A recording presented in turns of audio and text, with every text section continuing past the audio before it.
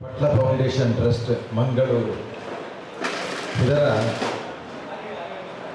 ದಶಮಾನೋತ್ಸವ ಸಂಭ್ರಮದ ಪತ್ರಿಕಾಗೋಷ್ಠಿಯಲ್ಲಿ ನಮ್ಮ ಯಕ್ಷಧ್ರುವ ಪಟ್ಲ ಫೌಂಡೇಶನ್ನ ಸ್ಥಾಪಕ ಅಧ್ಯಕ್ಷರು ಖ್ಯಾತ ಭಾಗವತರು ಆದಂಥ ಪಟ್ಲ ಸತೀಶ್ ಶೆಟ್ಟಿಯವರು ವೇದಿಕೆಯ ಮೇಲಿದ್ದಾರೆ. ಅವರನ್ನು ನಾನು ತಮ್ಮೆಲ್ಲರ ಪರವಾಗಿ ಪ್ರೀತಿಪೂರ್ವಕವಾಗಿ ಸ್ವಾಗತಿಸ್ತಾ ಇದ್ದೇನೆ. ಹಾಗೆ ನಮ್ಮ ಎಲ್ಲ ವೇದಿಕೆಯ ಮೇಲೆ ಕೇಂದ್ರ ಸಮಿತಿಯ ಪದಾಧಿಕಾರಿಗಳು,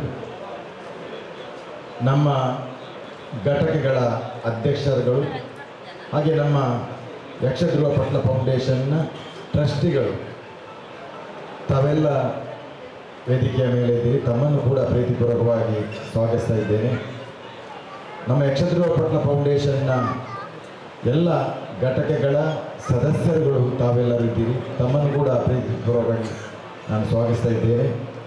ತಾವೆಲ್ಲ ಪತ್ರಿಕಾ ಪ್ರತಿನಿಧಿಗಳು ಮತ್ತು ದೃಶ್ಯ ಮಾಧ್ಯಮ ಬಂಧುಗಳು ಇವತ್ತಿನ ಪತ್ರಿಕಾಗೋಷ್ಠಿಯಲ್ಲಿ ಭಾಗವಹಿಸಿ ನಮ್ಮ ನಾಡದು 1ನೇ ತಾರೀಕಿಗೆ ನಡೆಯುವಂತಹ ಈ ಒಂದು ದಶಮಾನೋತ್ಸವದ ಕಾರ್ಯಕ್ರಮವನ್ನು ನಮ್ಮ ಜಿಲ್ಲೆ, ರಾಜ್ಯ, ರಾಷ್ಟ್ರಾದ್ಯಂತ ಪಸರಿಸಲು ಬಂದಿರುವ ತಮ್ಮೆಲ್ಲರನ್ನು ಕೂಡ ಪ್ರೀತಿಪೂರ್ವಕವಾಗಿ ಸ್ವಾಗತಿಸಿ ಮುಂದಿನ ಪತ್ರಿಕಾಗೋಷ್ಠಿಯನ್ನು ನಮ್ಮ ಯಕ್ಷಧ್ರುವ ಪಟ್ಲ ಫೌಂಡೇಶನ್ನ ಸ್ಥಾಪಕ ಅಧ್ಯಕ್ಷರಾದಂಥ ಪಟ್ಲ ಸತೀಶ್ ಶೆಟ್ಟಿ ಅವರು ನಡೆಸಿಕೊಡಬೇಕೆಂದು ಅವರಲ್ಲಿ ನಾನು ವಿನಂತಿಯನ್ನು ಮಾಡಿಕೊಳ್ತಾ ಇದ್ದೇನೆ.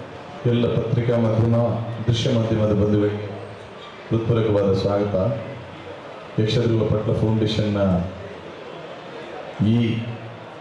ಇಷ್ಟು ಉತ್ತುಂಗ ಮಟ್ಟಕ್ಕೆ ಏರಬೇಕಿದ್ರೆ ನಿಮ್ಮಗಳ ಪತ್ರಿಕಾ ಮಾಧ್ಯಮ ಹಾಗೂ ದೃಶ್ಯ ಮಾಧ್ಯಮದ ಬಂಧುಗಳ ತುಂಬ ಸಹಕಾರ ಇದೆ. ಅದಕ್ಕೆ ನಾನು ಎಲ್ಲರಿಗೂ ನಮ್ಮ ಫೌಂಡೇಶನ್ನ ಎಲ್ಲರ ಪರವಾಗಿ ನಾವು ಕೃತಜ್ಞರಾಗಿದ್ದೇವೆ ಅಂತ ಮೊದಲಿಗೆ ಹೇಳ್ತಾ, ನಾಡಿದ್ದು ಜೂನ್ 1ನೇ ತಾರೀಕು ಪಟ್ಲ ಫೌಂಡೇಶನ್ಗೆ 10ನೇ ವರ್ಷದ ಸಂಭ್ರಮ ದಶಮಾನೋತ್ಸವ ಕಾರ್ಯಕ್ರಮ ಇದೇ ಮಂಗಳೂರಿನ ಅಡ್ಯಾರ್ ಗಾರ್ಡನ್ನಲ್ಲಿ ನಡೆಯಲಿಕ್ಕಿದೆ. ಬೆಳಿಗ್ಗೆ 8 ಗಂಟೆಯಿಂದ ಬೇರೆ ಬೇರೆ ಸಾಂಸ್ಕೃತಿಕ ಕಾರ್ಯಕ್ರಮಗಳು ಮತ್ತು ಸಾಮಾಜಿಕ ಚಾರಿಟಿಯ ಕಾರ್ಯಕ್ರಮಗಳು ನಡೆಯುತ್ತದೆ. 9:30 ಗಂಟೆಗೆ ಬೆಳಗಿನ ಉದ್ಘಾಟನಾ ಸಭಾ ಕಾರ್ಯಕ್ರಮ, ಅದರ ಅಧ್ಯಕ್ಷತೆಯನ್ನು ನಮ್ಮ ಮಹಾದಾನಿಗಳಾದಂತಹ ಶಶಿಧರ್ ಬಿ ಶೆಟ್ಟಿ ಬರೋಡ ಇವರು ವಹಿಸಲಿದ್ದಾರೆ. ಅನಂತರ ಅನೇಕ ಗಣ್ಯಾತಿ ಗಣ್ಯರು ಅದರಲ್ಲಿ ಪಾಲ್ಗೊಳ್ಳಲಿಕ್ಕಿದ್ದಾರೆ. ನಂತರ ಡಾಕ್ಟರ್ ಎಂ ಮೋಹನ್ ಆಳ್ವ ಅವರ ನೇತೃತ್ವದಲ್ಲಿ, ಅವರ ಪ್ರಾಯೋಜಕತ್ವದಲ್ಲಿ 11 ಗಂಟೆಗೆ ಸರಿಯಾಗಿ ರಾಷ್ಟ್ರೀಯ ಕಲೋತ್ಸವ ಕಾರ್ಯಕ್ರಮ ಆರಂಭಗೊಳ್ಳುತ್ತದೆ. ಅದರ ಸಂಪೂರ್ಣ ನೇತೃತ್ವವನ್ನು ಡಾಕ್ಟರ್ ಎಂ ಮೋಹನ್ ಆಳ್ವರು ವಹಿಸಲಿದ್ದಾರೆ. ಅದರ ಉದ್ಘಾಟನೆಗೆ ನಮ್ಮ ಮಾನ್ಯ ಕನ್ನಡ ಸಂಸ್ಕೃತಿ ಇಲಾಖಾ ಸಚಿವರಾದಂಥ ಶಿವರಾಜ್ ತಂಗಡಿಗೆಯವರು ಆಗಮಿಸಲಿಕ್ಕಿದ್ದಾರೆ.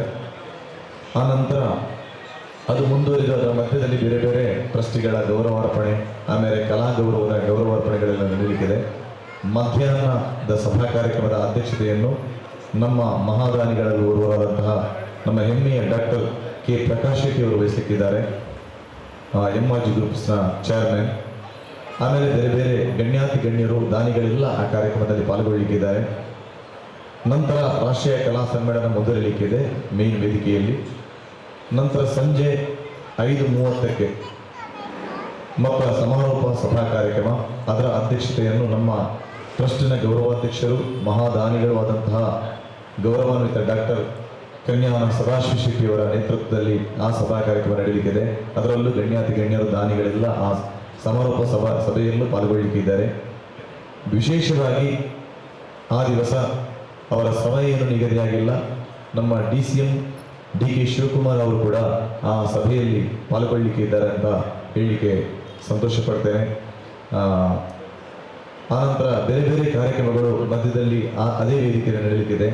ಅದು ಆಗ್ತಾ ಇರುವಾಗಲೇ 2ನೇ ವೇದಿಕೆ, ಈ ಪ್ರಥಮ ವೇದಿಕೆಗೆ ನಾವು ಡಾಕ್ಟರ್ ಕನ್ಯಾನ ಸದಾಶಿವ ಶೆಟ್ಟಿಯವರ ತಾಯಿಯ ಹೆಸರನ್ನು ಹೇಳಲಿಕ್ಕಿದ್ದೇವೆ.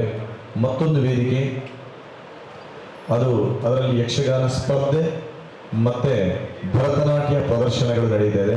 ಅದರ ಸಂಪೂರ್ಣ ಜವಾಬ್ದಾರಿ ನಮ್ಮ ಹವ್ಯಾಸಿ ಘಟಕ ಹಾಗೂ ದಿವಿಜ್ ಕೋಟ್ಯಾನ್ ಪೆರಾಡಿಯವರು ವಹಿಸಲಿಕ್ಕಿದ್ದಾರೆ. ಆ ವೇದಿಕೆ ಡಾಕ್ಟರ್ ಪ್ರಕಾಶ್ ಶೆಟ್ಟಿಯವರ ತಾಯಿಯ ಹೆಸರಿನ ವೇದಿಕೆಯಾಗಿರುತ್ತದೆ. ಮತ್ತೊಂದು ವೇದಿಕೆಯಲ್ಲಿ ಒಟ್ಟು 3 ವೇದಿಕೆ ಇರುತ್ತೆ.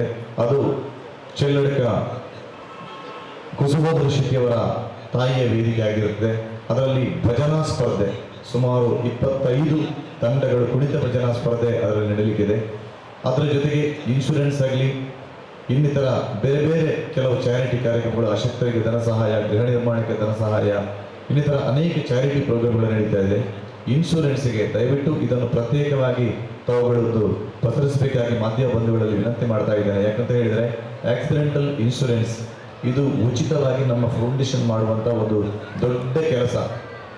ಇದರ ಪ್ರಯೋಜನವನ್ನು ಎಲ್ಲ ಕಲಾವಿದರುಗಳು, ಕೇವಲ ಯಕ್ಷಗಾನ ಕಲಾವಿದರು ಮಾತ್ರ ಅಲ್ಲ, ನಾಟಕ ರಂಗಭೂಮಿ, ದೈವಾರಾಧನಾ ಕ್ಷೇತ್ರದಲ್ಲಿ ದುಡಿಯುವಂತಹ ಕಲಾವಿದರುಗಳು, ಆಮೇಲೆ ಕಂಬಳ ಕ್ಷೇತ್ರದಲ್ಲಿ ದುಡಿಯುವಂತಹ ಕಲಾವಿದರುಗಳಿಗೆ ಇದು ಸಂಬಂಧಪಟ್ಟದ್ದಾಗಿರ್ತದೆ. ಈ ಕಲಾವಿದರುಗಳಿಗೆ ಬೇರೆ ಬೇರೆ ಕಂಬಳ ಕ್ಷೇತ್ರದ ಕೌಂಟರ್ ಬೇರೆ ಇರ್ತದೆ, ದೈವಾರಾಧನಾ ಕ್ಷೇತ್ರದ ಕೌಂಟರ್ ಬೇರೆ ಇರ್ತದೆ, ಆನಂತರ ನಾಟಕ ರಂಗಭೂಮಿಯ ಕೌಂಟರ್ ಬೇರೆ ಇರ್ತದೆ, ನಮ್ಮ ಯಕ್ಷಗಾನದ ಕೌಂಟರ್ ಬೇರೆ ಇರ್ತದೆ. ಅಲ್ಲಿ ಅವರ ಹೆಸರನ್ನು ನಮೂದಿಸಿ ನಾವು ಇಂಥ ಕಲಾವಿದರು ಹೌದು ಎನ್ನುವುದು ಅವರು ಒಂದು ಗುರುತಿನ ಚೀಟಿ ಕೊಟ್ಟ ಕೂಡಲೇ ಅಲ್ಲಿ ಹೋಗಿ ಇನ್ಶೂರೆನ್ಸ್ ಮಾಡುವಂಥ ವ್ಯವಸ್ಥೆ ನಿಮಗೆ ಇರ್ತದೆ. ದಯವಿಟ್ಟು ಇದರ ಪ್ರಯೋಜನವನ್ನು ಪಡ್ಕೊಳ್ಳಿ. ಯಾಕೆ ಹೇಳ್ತೇನೆ ಅಂತ ಹೇಳಿದರೆ, ಈ ವರ್ಷ ಯಕ್ಷಗಾನ ಕಲಾವಿದರಿಗೆ ಒಂದು 6 ಜನ ಆಕ್ಸಿಡೆಂಟಲ್ಲಿ ತೀರಿ ಹೋದರು, ಬೈಕ್ ಆಕ್ಸಿಡೆಂಟಲ್ಲಿ ತೀರಿ ಹೋದರು. ಅದರಲ್ಲಿ 4 ಜನ ಕಲಾವಿದರುಗಳು ಈ ನಮ್ಮ ಇನ್ಶೂರೆನ್ಸನ್ನು ಮಾಡಿದ್ದಾರೆ. ತುಂಬ ಬಡ ಕಲಾವಿದರು. ಆ ಕಲಾವಿದರುಗಳ ಕುಟುಂಬಕ್ಕೆ 10 ಲಕ್ಷ ರೂಪಾಯಿ ಮೊತ್ತ ಆ 4 ಜನ ಕಲಾವಿದರ ಕುಟುಂಬಕ್ಕೂ ಸಿಗ್ತಾ ಇದೆ. ಆದರೆ ಬಾಕಿ ಆ 2 ಕಲಾವಿದರುಗಳು ನಮ್ಮ ಇನ್ಶೂರೆನ್ಸ್ ನಾವು ಇಷ್ಟು ಪ್ರಚಾರ ಮಾಡಿದರೂ ಕೂಡ ಅವರ ಅಸಡಿಯಿಂದಾಗಿ ಮಾಡಿಲ್ಲ. ಅವರ ಕುಟುಂಬ ಈಗ ನಮ್ಮಲ್ಲಿ ಕೇಳ್ತಾ ಇದ್ದಾರೆ, ನಮಗೇನಾದರೂ ಸಹಾಯ ಮಾಡ್ಬೋದಾ ಅಂತ. ಆದರೆ ಅಷ್ಟು ಮೊತ್ತ ಮಾಡಲಿಕ್ಕೆ ಇನ್ಶೂರೆನ್ಸ್ ಮಾಡದ ಕಾರಣ ನಾವು ಖಂಡಿತ ಅದಕ್ಕೆ ಹೋಗಲ್ಲ. ದಯವಿಟ್ಟು ಎಲ್ಲ ಕಲಾವಿದರು ಇದರ ಪ್ರಯೋಜನವನ್ನು ಪಡ್ಕೊಳ್ಳಿ. ಯಾರಿಗೂ ಹಾಗೆ ಆಗಬಾರದು. ಯಾರ ಪರಿಸ್ಥಿತಿ ಹೇಗೆ ಅಂತ ನಮಗೆ ಹೇಳಲಿಕ್ಕೆ ಸಾಧ್ಯ ಇಲ್ಲ. ನಿಮ್ಮ ಕುಟುಂಬದ ಭದ್ರತೆ ದೃಷ್ಟಿಯಿಂದ ಆದರೂ ದಯವಿಟ್ಟು ಅದರ ಬಗ್ಗೆ ಗಮನ ಹರಿಸಿ ಈ ಇನ್ಶೂರೆನ್ಸ್ನ ಪ್ರಯೋಜನವನ್ನು ಪಡ್ಕೊಳ್ಳಿ ಎಂಬುದಾಗಿ ಈ ಮೂಲಕ ನಿಮ್ಮಲ್ಲಿ ವಿನಂತಿ ಮಾಡ್ತಾ ಇದ್ದೇನೆ. ಎಲ್ಲ ಕೇಂದ್ರೀಯ ಸಮಿತಿಯ ಪದಾಧಿಕಾರಿಗಳು, ಘಟಕದ ಅಧ್ಯಕ್ಷರುಗಳು, ಬಂಧುಗಳು, ಆಮೇಲೆ ಟ್ರಸ್ಟಿಗಳು ಎಲ್ಲರೂ ನಾವು ಒಟ್ಟಿಗಿದ್ದೇವೆ. ಕೆಳಗೆ ಕೂಡ ಅನೇಕ ನಮ್ಮ ಬಂಧುಗಳು, ಘಟಕದ ಕಾರ್ಯಕರ್ತರುಗಳು ಇವತ್ತು ಬಂದಿದ್ದಾರೆ. ನಿಮ್ಮೆಲ್ಲರ ಈ ದೃಶ್ಯ ಮಾಧ್ಯಮದ ಬಂಧುಗಳ ಸಹಕಾರ ನಮಗೆ ಬೇಕು. ಬೇರೆ ಬೇರೆ ಗಣ್ಯರೆಲ್ಲ ಬರುವಾಗ ನಿಮ್ಮ ತುಂಬ ಹೃದಯದ ಸಹಕಾರ ನಮಗೆ ಇರಬೇಕೆಂಬುದಾಗಿ ಈ ಮೂಲಕ ನಿಮ್ಮಲ್ಲಿ ಕೇಳಿಕೊಳ್ತಾ ಇದ್ದೇವೆ. ಲಾಸ್ಟ್ ಟೈಮ್ ಸುಮಾರು 2,000 ಜನರವರೆಗೆ ಮಾಡಿದ್ದೇವೆ. ಅದು ನಿಮ್ಮ ಮಾಧ್ಯಮದಲ್ಲಿ ಬಂದಿದೆ. ಅದರ ಕರೆಕ್ಟ್ ಲೆಕ್ಕ ಇದು ಪೋಸ್ಟಲ್ ಇನ್ಶೂರೆನ್ಸ್ನ ಟೈಅಪ್ನೊಂದಿಗೆ ನಾವು ಮಾಡ್ತಾ ಇದ್ದೇವೆ. 1 ರೂಪಾಯಿ ಕಲಾವಿದರು ಯಾರೂ ಕಟ್ಟಲಿಕ್ಕೆ ಇಲ್ಲ. ಅದರ ಎಲ್ಲ ವೆಚ್ಚವನ್ನು ನಾವು ಫೌಂಡೇಶನ್ ಭರಿಸ್ತಾ ಇದ್ದೇವೆ. ಕಳೆದ ವರ್ಷ ಪರ್ ಹೆಡ್ 550 ಚಿಲ್ಲರೆ, 557 ಏನ ಕರೆಕ್ಟ್ ಫಿಗರ್ 557 ರೂಪಾಯಿ ಅಂತ ಕಾಣುತ್ತೆ. ಈ ಸಲ ಸ್ವಲ್ಪ ಜಾಸ್ತಿ ಆಗುತ್ತೆ, ಅದು 600ರವರೆಗೆ ಇದೆ. ಇಲ್ಲ 2-3 ವರ್ಷದಿಂದ ಬೇರೆ ಬೇರೆ ಎಲ್ರಿಗೂ ಮಾಡ್ತಾ ಇದ್ದೇವೆ ನಾವು. ನೋಡಿ, ಎಲ್ಲರೂ ಬಂದರೆ ಒಂದು 5,000ಕ್ಕಿಂತ ಮೇಲ್ಪಟ್ಟು ಹೋಗ್ಬೋದು, 5,000ಕ್ಕಿಂತ ಹೆಚ್ಚು ಮೇಲ್ಪಟ್ಟು ಹೋಗ್ಬೋದು. ಎಷ್ಟೇ ಆಗಲಿ ಅದನ್ನು ಭರಿಸಲಿಕ್ಕೆ ನಾವು ತಲೆ ಕೊಡಲಿಕ್ಕೆ ನಾವು ಸಿದ್ಧರಿದ್ದೇವೆ. ಕಲಾವಿದರು ಬಂದು ಅಲ್ಲಿ ಅದೇ ದಿವಸ ಮಾತ್ರ, ನೆಕ್ಸ್ಟ್ ದಿವಸ ಕೇಳಿದರೆ ನಮ್ಮಲ್ಲಿ ಅದಕ್ಕೆ ಅವಕಾಶ ಇಲ್ಲ. ಆ ದಿವಸ ಅಲ್ಲಿ ಬಂದು ಖುದ್ದಾಗಿ ಅವರು ಮಾಡಿಸಬೇಕು. ಇಲ್ಲ, ನಮ್ಮ ID ಕಾರ್ಡ್ ಬೇಕಾಗಿಲ್ಲ, ಅದಕ್ಕೆ ಅವರ ಸ್ವಂತ ಆಧಾರ್ ಕಾರ್ಡ್ ಮಾತ್ರ ಬೇಕಾಗುತ್ತೆ. ಕಲಾವಿದರೆನ್ನುವುದಕ್ಕೆ ಅವರಿಗೆ ID ಪ್ರೂಫ್ ಬೇಕು. ಯಾಕಂದರೆ ಕಂಬಳ ಕ್ಷೇತ್ರದಲ್ಲಿ ದುಡಿಯುವಂಥ ಕಲಾವಿದರುಗಳ ಗುರುತ ಅಲ್ಲಿ ಕೂತಂತಹ PR ಶೆಟ್ಟರಿಗೆ, ಸಂತೋಷ್ ಅಣ್ಣನಿಗೆ ಅಥವಾ ಎಡ್ತೂರು ರಾಜೀವ್ ಶೆಟ್ಟಿ ಅವರಿಗೆ ಖಂಡಿತ ಗೊತ್ತಿರ್ತದೆ ಕಂಬಳ ಕ್ಷೇತ್ರದಲ್ಲಿ ಯಾರಿದ್ದಾರೆ ಅಂತ. ಯಕ್ಷಗಾನದವ್ರದ್ದು ಪರಿಚಯ ನಮಗಿದೆ. ಅಲ್ಲಿ ಕೌಂಟರ್ಲಿ ಕೂತಿರೋವರಿಗೆ ತೆಂಕಾಗಲಿ ಬಡಗಾಗಲಿ ಯಾವುದೇ ಯಕ್ಷಗಾನ ಕಲಾವಿದ ಅವರು ಹೌದಾಗಿದ್ದರೆ ಅವರ ಪರಿಚಯ ಇದ್ದೇ ಇದೆ. ಅಲ್ಲಿ ಕೌಂಟರ್ ಬೇರೆ ಇದೆ. ಹೌದು, ಅಲ್ಲಿ ID ಪ್ರೂಫ್ ಅವರಿಗೆ ಕೊಡ್ತಾರೆ, ಬರೆದು ಕೊಡ್ತಾರೆ. ಅಲ್ಲಿ ಕೌಂಟರಲ್ಲಿ ಬರೆದು ಕೊಡ್ತಾರೆ, ಇದು ನಮ್ಮ ಕಲಾವಿದರು ಹೌದು, ನಾವು ಇಂಥ ದೈವಾರಾಧನಾ ಕ್ಷೇತ್ರದಲ್ಲಿ ದುಡಿಯುವಂಥವ್ರು ಹೌದು ಅಂತೇಳಿ ಅವರು ಬರೆದು ಕೊಡ್ತಾರೆ. ಆ ಚೀಟನ್ನು ಹುಡ್ಕೊಂಡು ಹೋಗಿ ಇನ್ಶೂರೆನ್ಸ್ ಕೌಂಟರಲ್ಲಿ ಅವರು ಮಾಡಿದರೆ ಅವರಿಗೆ ಅಲ್ಲಿ ಫೆಸಿಲಿಟಿ ಸಿಕ್ಕುತ್ತೆ. ರೋಹಿತ್ ಶರ್ಮರದ್ದು ನಿಗದಿ ಆಗಿದೆ. ಆದರೆ ಮೊನ್ನೆ ಪಾಕಿಸ್ತಾನದ ಯುದ್ಧದ ಸಂದರ್ಭದಲ್ಲಿ IPL ಪ್ರೋಗ್ರಾಮ್ ಮುಂದೆ ಹೋದ ಕಾರಣ ಅದು ಏನು ಅಂತ ಫೈನಲ್ 100% ಡಿಸೈಡ್ ಇನ್ನೂ ಕೂಡ ಆಗಿಲ್ಲ. ನಾವು ಮಾಧ್ಯಮದ ಮೂಲಕ ನಾವು ಅದರ ಬಗ್ಗೆ ಬೇರೆ ರೀತಿಯಲ್ಲಿ ಹೇಳಬಾರ್ದು, ಗೊತ್ತಿಲ್ಲ. ಇನ್ನೂ ಕೂಡ ಕನ್ಫರ್ಮೇಷನ್ ಅಂತೇಳಿ 100% ಕನ್ಫರ್ಮ್ ಆಗಿಲ್ಲ. IPL ಪ್ರೋಗ್ರಾಮ್ ಆ ದಿವಸ ಇಲ್ಲದೇ ಇದ್ರೆ ಖಂಡಿತವಾಗಿ ಬರ್ತಾರೆ.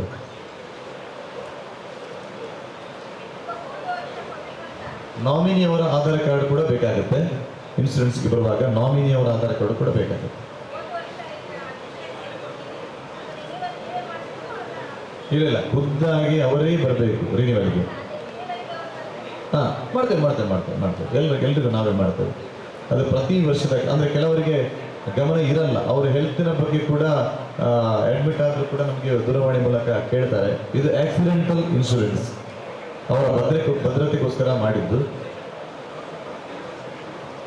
65 ವರ್ಷದ ಒಳಗಿನ, 18ರಿಂದ 65 ವರ್ಷದ ಒಳಗಿನ ಯಾವುದೇ ಕಲಾವಿದರು, ಆಯಾಯ ಕ್ಷೇತ್ರಕ್ಕೆ ಸಂಬಂಧಪಟ್ಟ ಕಲಾವಿದರು ಇದರ ಪ್ರಯೋಜನವನ್ನು ಪಡ್ಕೊಳ್ಬಹುದು.